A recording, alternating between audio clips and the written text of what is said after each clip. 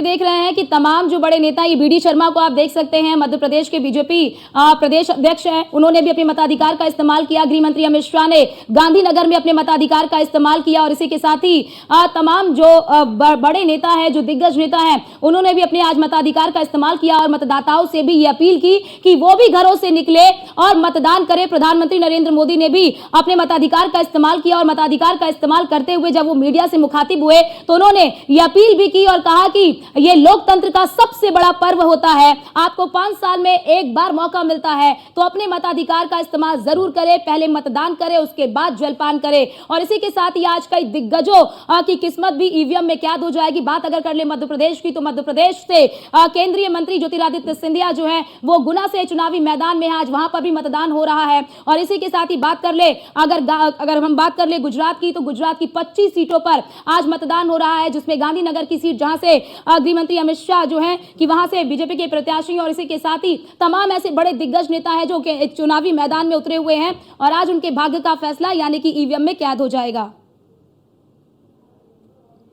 तो बताते चले आपको कि आज यूपी की 10 सीटें, बिहार की भी सीटें, पश्चिम बंगाल की भी कई सीटें, महाराष्ट्र की भी कई सीटें और इसी के साथ ही गुजरात की बात कर ले तो वहां की 25 सीटें और इसी के साथ ही गोवा की 2 सीटें और दमन और दीव की भी कुछ सीटें जो कि केंद्र शासित प्रदेश है, उनकी कुछ सीटों पर भी आज मतदान हो रहा है। तो आज तीसरे चरण के लिए मतदान जारी और न्यूज़ 1 इंडिया जो है वो आपको चप्पे चप्पे की एक पल पल की खबर आप तक पहुंचा रहा है। कहां पर किस तरह की तैयारी मतदाताओं को प्रेरित करने के लिए की गई है, कहां पर किस तरह की व्यवस्थाएं मतदान केंद्रों पर की गई हैं, न्यूज़ 1 इंडिया की प्रमुखता से इस पर नजर बनी हुई है और न्यूज़ 1 इंडिया की एक बड़ी टीम चप्पे चप्पे पर तैनात है और आपको हर एक रिपोर्ट सबसे पहले हम आप तक पहुंचा रहे हैं क्योंकि आज तीसरे चरण का मतदान है। 1500 से ज्यादा उम्मीदवार चुनावी मैदान में हैं और बात अगर यूपी की कर ले तो यूपी में 100 उम्मीदवारों के भाग्य का आज फैसला होना है।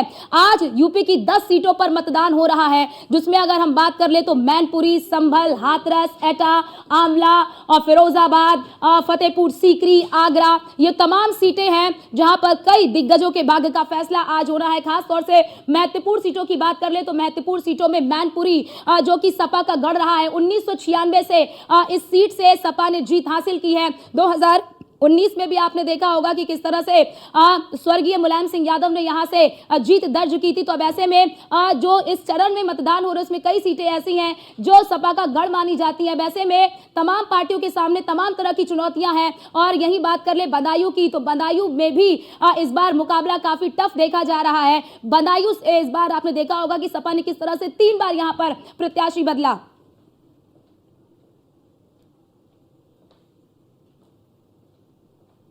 तो ये आपको तस्वीर दिखा रहे हैं, एसपी सिंह बघेल की तस्वीर आप देख रहे थे, जिन्होंने मतदान किया और मतदान करके जब वो बाहर आए तो जनता से भी उन्होंने अपील की कि वो भी मतदान करें।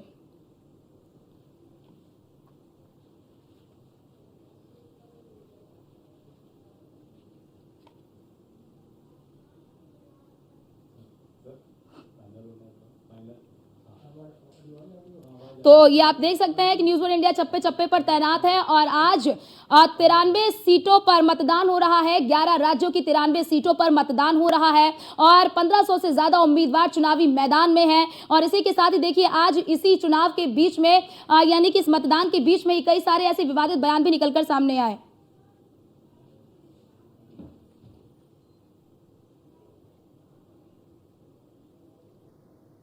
और आज इसी मुद्दे पर चर्चा करने के लिए हमारे साथ खास मेहमान भी जुड़ चुके हैं। आपका तारुफ करा देती हूं, श्रीकांत मिश्रा है, नेता है बीजेपी के, अनु प्रसाद पासवान है, प्रवक्ता है कांग्रेस के, डीपी यादव है, नेता है सपा के और संजय राणा पॉलिटिकल एक्सपर्ट के तौर पर हमारे साथ जुड़े हुए हैं। आप सभी का बहुत बहुत स्वागत है हमारी इस खास चर्चा में।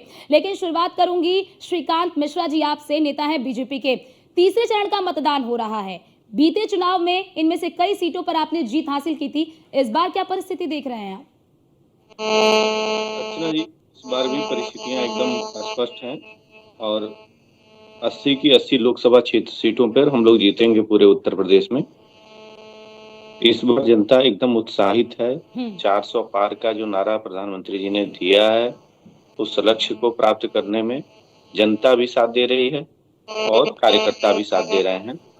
हाँ, ये जरूर है कि गर्मी के नाते वोट का जो परसेंटेज है, पोलिंग का जो परसेंटेज है वो थोड़ा कम जरूर हो रहा है, लेकिन हम स्पष्ट रूप से जीतेंगे जी और 80 बिल्कुल। की 80 सीटों पर जीतेंगे। यानी कि आप जीत के लिए काफी आश्वस्त नजर आ रहे हैं। अनुप्रसाद पासवान प्रवक्ता हमारे साथ कांग्रेस के जुड़े हुए हैं। अनुप्रसाद पासवान जी, आप किस तरह की परिस्थितियां खुद के लिए देख रहे हैं? क्योंकि देखिए, मुकाबला बहुत ही टफ है। लगातार बीजेपी की ओर से जीत को लेकर आश्वासन दिया जा रहा है, जीत को लेकर बीजेपी काफी आश्वस्त नजर आ रही है। अब तीसरा चरण भी आज हो रहा है, तो आप कैसे देख रहे हैं इस परिस्थिति को?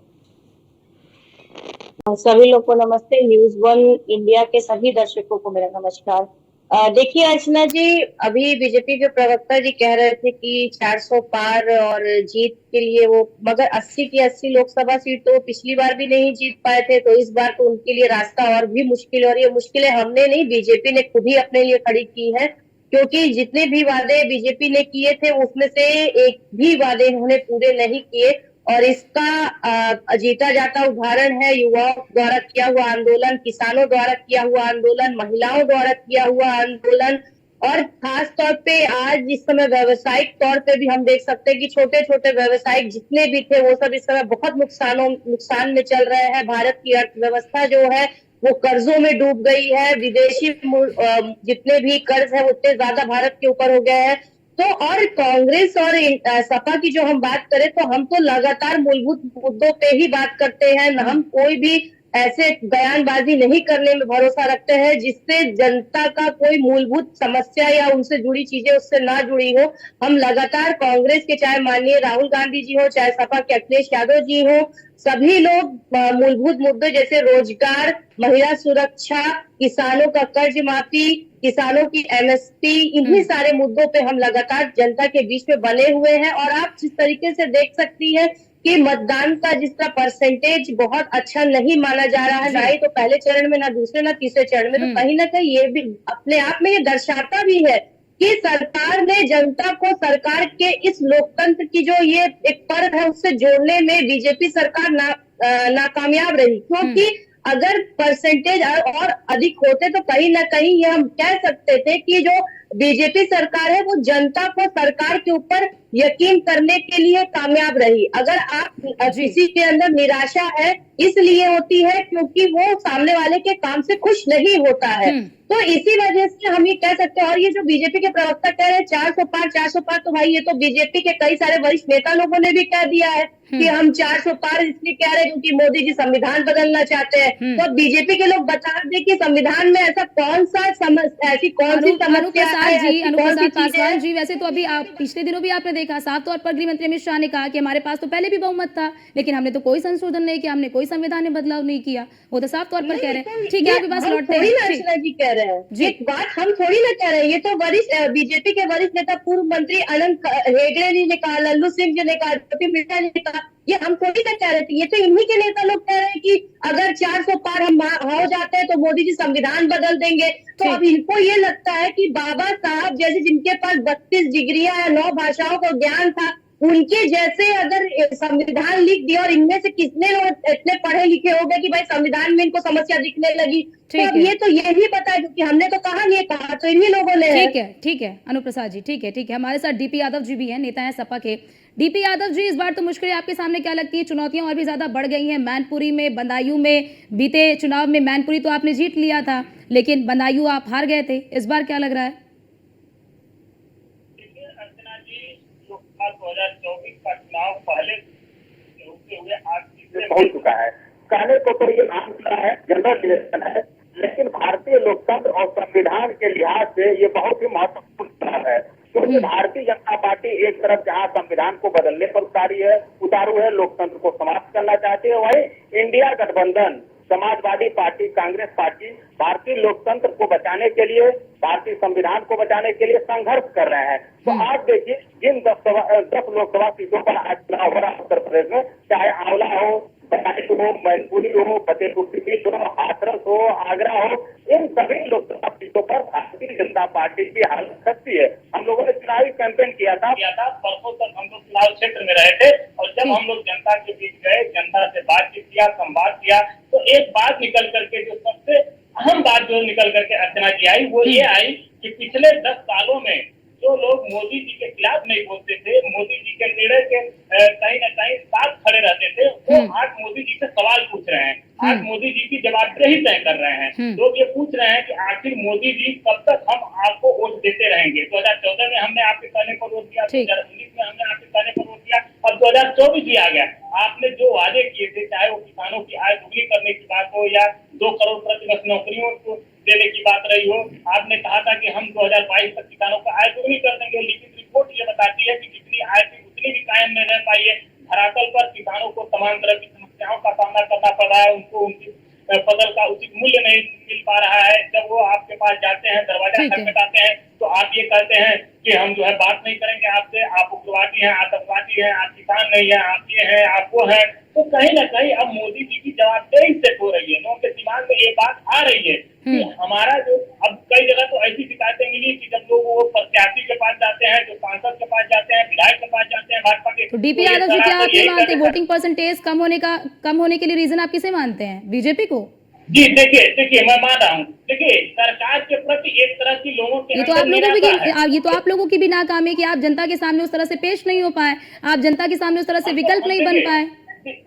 अर्चना जी, मैं तो उनको बधाई देता हूँ जिन्होंने इस महापर्व में भाग लिया, बतौर जिम्मेदार नागरिक जिन्होंने वोट कर दिया है, वो बधाई के पात्र हैं। और अगर जो वोट नहीं करना चाहते हैं या वोट नहीं देना चाहते हैं, उनसे हमारी गुजारिश है, अभी उनके पास 2.5 घंटे का समय है, वो जाएं और वोट करें। ठीक है डीपी यादव जी, वोट करेंगे। ठीक है, मैंने जो सवाल पूछे आपने उस पर जवाब ना देकर पूरा घुमा फिरा दिया। ठीक है, हमारे साथ संजय राणा भी हैं, पॉलिटिकल एक्सपर्ट के तौर पर हमारे साथ स्टूडियो में मौजूद हैं।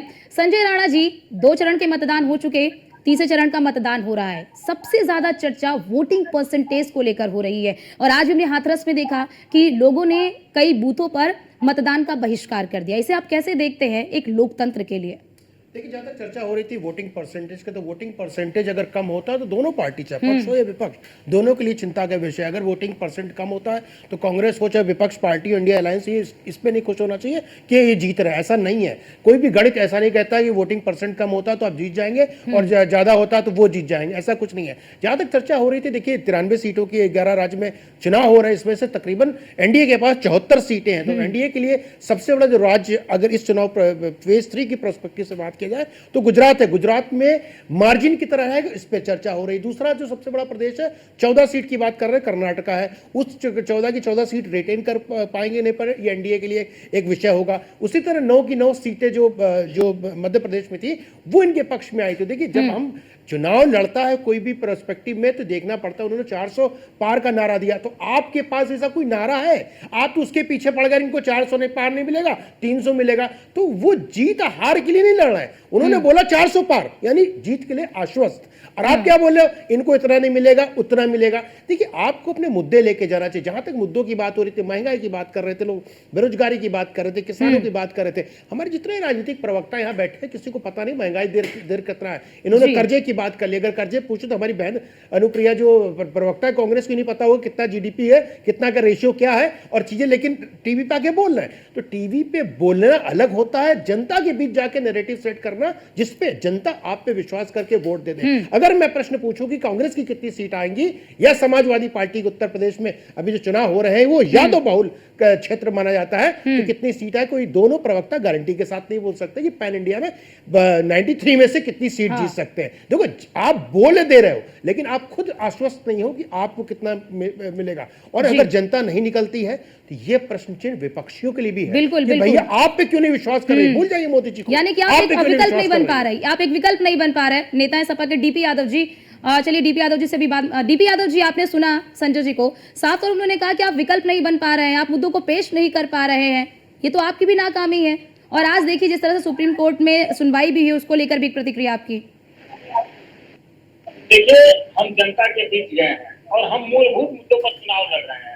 भारतीय जनता पार्टी जैसे हम चुनाव को ध्रुवीकृत करने का काम नहीं कर रहे हैं और भारतीय जनता पार्टी जैसे जो मूलभूत मुद्दे हैं उनसे ध्यान हटा करके भी हम चुनाव नहीं लड़ रहे हैं। अब आप जब जनता के बीच जाएंगी, जब देखेंगी धरातल पर, तो लोगों की नाराजगी है भारतीय जनता पार्टी के खिलाफ। लोग भारतीय जनता पार्टी से सवाल पूछ रहे हैं। जब विधायक के पास जाते हैं, सांसद के पास जाते हैं, तो सांसद विधायक ये कहता है कि आपने तो मोदी जी को वोट दिया, योगी जी को वोट दिया, तो आखिर वो किसके पास जाए? इसके पास विकल्प क्या है? तो कहीं ना कहीं वो सीधे सवाल अब पूछ रहा है योगी जी से, मोदी जी से, कि आप बताइए हम किसके पास अब जाएं। ठीक, तो श्रीकांत एक जी, तो है। ठीक है श्रीकांत जी, आज सुप्रीम कोर्ट में अरविंद केजरीवाल को लेकर भी ये सुनवाई हुई है। सुनवाई को आप कैसे देख रहे हैं कि अगर अरविंद केजरीवाल आते हैं, चुनाव कैंपेन में उतरते हैं, तो क्या चुनौती बढ़ेगी दिल्ली में आपके लिए? नहीं, दिल्ली में कोई चुनौती नहीं बढ़ेगी और मामला सब जुडिस है। सुप्रीम कोर्ट और जो माननीय उच्चतम न्यायालय है वो स्वतंत्र है किसी भी केस के लिए, तो इससे कोई इसको पॉलिटिकल नजरिए से नहीं देखा जा सकता है। केजरीवाल जी ने जो किया है वो दिल्ली की जनता जानती है और बखूबी जानती है, इसलिए इसका मुझे नहीं लगता है कि चुनाव पे कोई असर पड़ेगा। और यानी कि आप अपने जीत को लेकर आश्वस्त नजर आ रहे हैं। ठीक है, समय की कमी होने के कारण आप सभी को यहीं पे रोकना पड़ रहा है। आप सभी का बहुत बहुत शुक्रिया हमारे साथ जुड़ने के लिए और तमाम जो अपने अपने पक्ष हैं वो जनता के सामने रखने के लिए भी कि आखिरकार क्या कारण है वोटिंग परसेंटेज कम होने की और कैसे वोटिंग परसेंटेज को बढ़ाया जाए और इससे किसी एक पार्टी को नुकसान नहीं होता, इससे दोनों ही पार्टियों को नुकसान होता है।